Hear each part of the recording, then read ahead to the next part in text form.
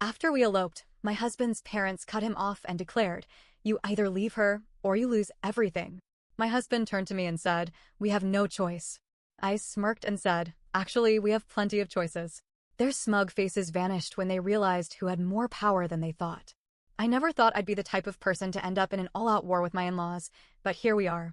My husband, Nate, and I eloped. We had been together for 4 years, and his parents tolerated me at best. Barely. Nate came from old money in Charleston, South Carolina. The kind of wealth where last names mattered, private clubs had waiting lists generations long, and everyone married within their class. It wasn't just about money, it was about legacy. I, on the other hand, was from a middle-class background in Atlanta. My parents were teachers, I worked in tech, and I didn't have a single distant relative with a street named after them. That was already strike one in their book. Strike two? I wasn't some quiet, agreeable, country club wife in training. I had opinions. I had a career. And worst of all, Nate actually listened to me. When we got engaged, his parents were cold about it. No excitement. No happiness. Just polite, strained smiles. I knew they didn't approve, but Nate didn't care. We started planning a small, intimate wedding, just close friends and family. Nothing extravagant. That's when everything went to hell. A week after we announced our wedding plans, Nate's parents called him in for a serious talk. I wasn't invited. That was my first red flag. He came home quiet, tense. I asked him what was wrong. "They said if I marry you," he said, rubbing his temples, "they'll cut me off." I laughed at first. They wouldn't. But his face told me otherwise. "They would," he said. "They will." I blinked. "They're serious?" "They gave me 2 choices," he said, voice hollow. "I either call off the wedding or I lose everything." I stared at him. "And what did you say?" He looked at me, helpless. "We don't have a choice." That's when something inside me snapped. I wasn't surprised that his parents tried to manipulate him. I was surprised that they thought they actually had that kind of power over us. They assumed Nate needed their money. They assumed I was some gold digger who would walk away if the bank account dried up. They assumed he was weak. They assumed a lot of things.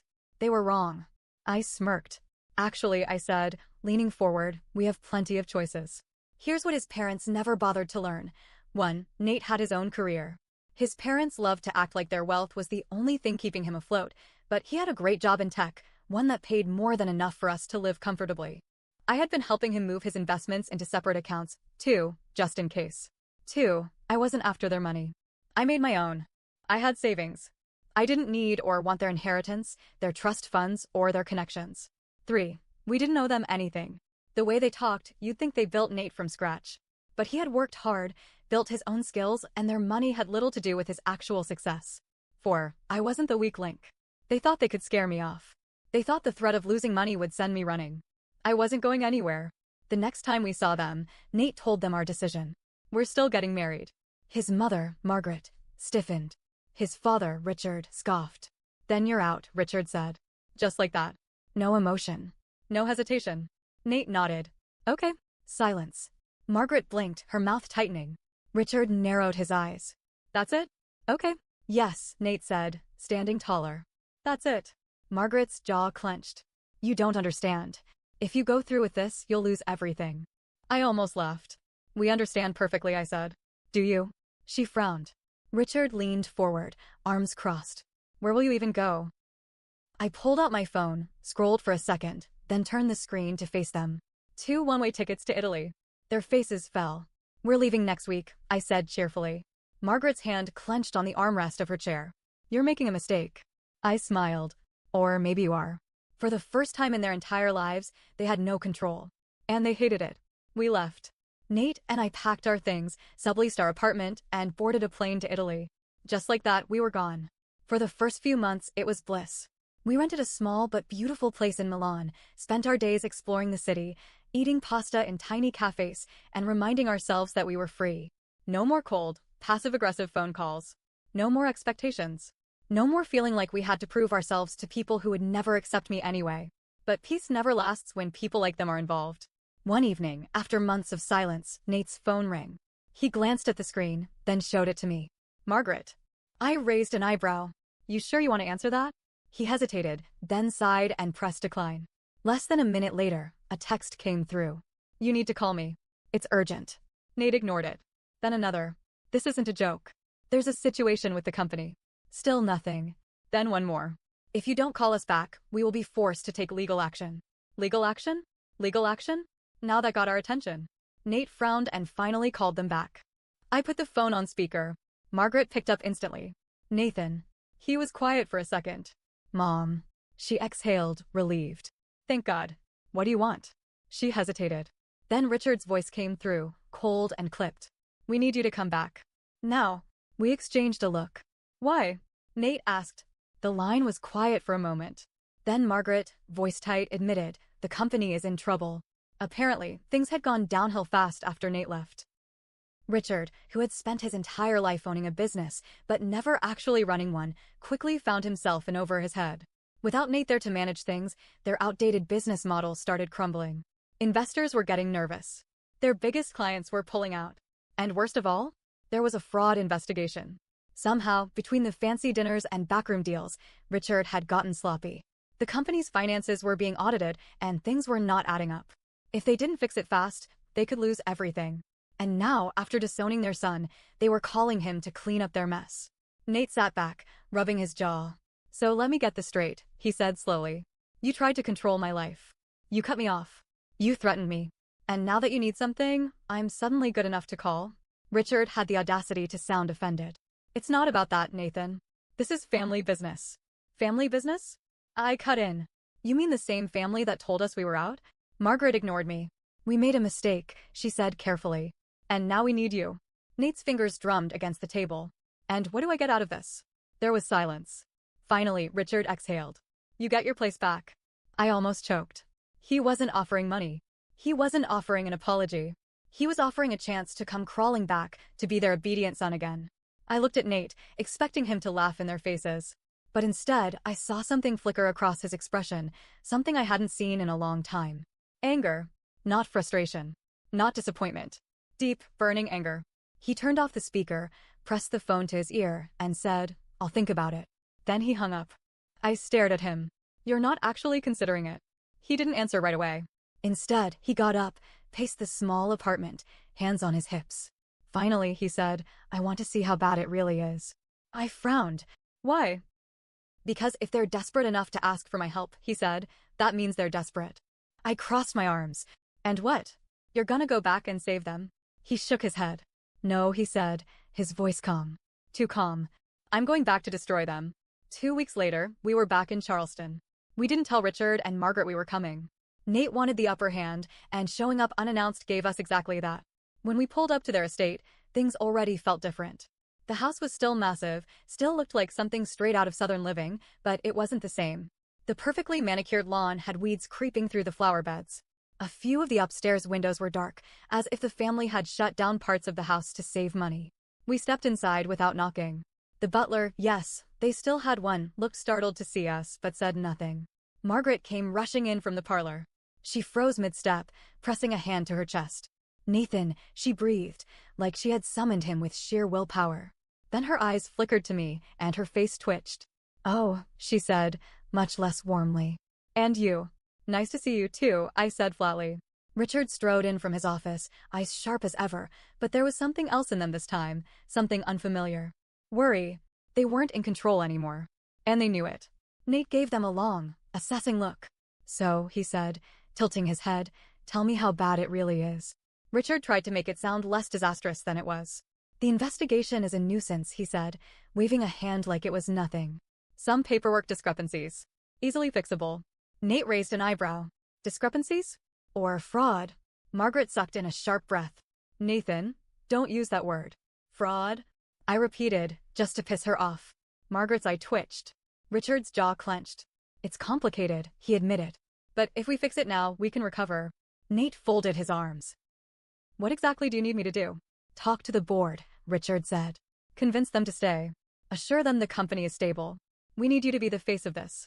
Investors trust you. They always have. I almost laughed. They didn't just need Nate to help, they needed him to be their puppet. To stand in front of everyone and clean up their mess while they hid in the background. Wow, I said. So you spent years treating him like he was nothing, and now you want him to be the savior? Richard gave me a cold glare. This is family business. That's funny, I said. I could have sworn you told us we weren't family anymore. Margaret stiffened. Nate exhaled. I'll think about it. Richard's lips thinned. He didn't like that. He was used to giving orders, and he expected people to follow them. Well, Margaret said quickly, forcing a smile, while you think you should stay here. We'll prepare your old room. And we have a hotel, Nate interrupted. Margaret's smile dropped. Richard's eyes darkened. They expected us to come crawling back. They thought this was our chance to beg for their forgiveness, to move back into their world like nothing had happened. They were wrong. Later that night, Nate pulled out a file he had gotten from an inside source, a former employee who hated Richard and was more than happy to share company secrets. When Nate flipped through the pages, his face turned stony. What is it? I asked. They're worse off than they said, he murmured. They took out massive loans to cover losses. And they used the estate as collateral. I blinked. Wait, you mean if they don't fix this, Nate said, they're going to lose the house. My mouth fell open. Richard and Margaret had spent decades treating that estate like a symbol of their superiority. The grand parties, the charity events, the lavish dinners, they had built their entire reputation around that house. And now it was at risk. So if the company collapses, I started. They lose everything, Nate finished. We sat in silence for a moment. Then Nate turned to me, his jaw set. I'm not saving them, he said. I smirked. I know.